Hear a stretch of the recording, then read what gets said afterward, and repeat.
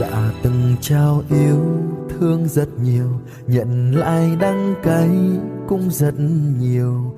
Tim anh mệt rồi, yêu thương cũng đã cạn rồi.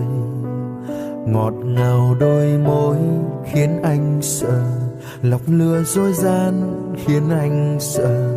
Tim anh mệt rồi, buông tay làm bạn đơn côi. Chạy vào cơn mưa dấu nỗi buồn, chợt như tiếng mưa cũng đang buồn. Tiếng mưa gào nề như mắt ai ứa dòng lệ. Thì cô đơn cũng không tệ, chẳng phải nhớ ai thương ai tự tại. Đêm đau vội vàng lướt qua êm đềm nhàm chán.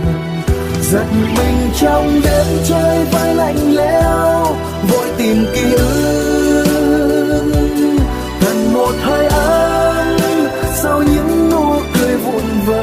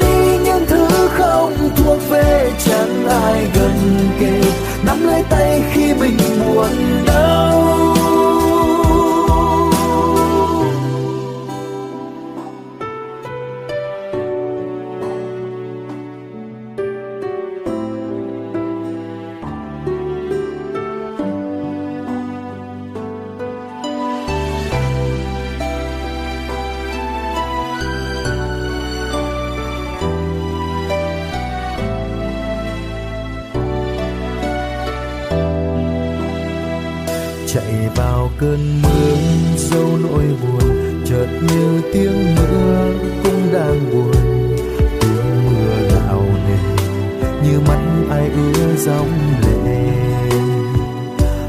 Thì cô đơn cũng không tệ, chẳng phải nhớ ai thương ai tự tại.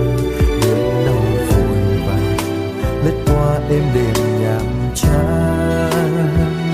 Giật mình trong đêm chơi với lạnh lẽo, vội tìm ký ức gần một hơi ấm sau những nụ cười vụn vỡ.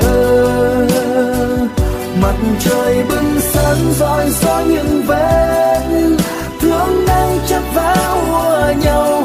Nói cười cười nhưng tim âm thầm gì máu.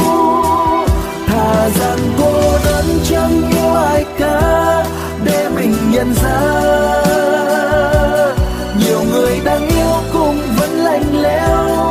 Cô đơn đấy mà chẳng buồn khi ngắm lại bức ảnh cũ, vứt đi những thứ không thuộc về. Chẳng ai gần kề nắm lấy tay khi mình buồn đau.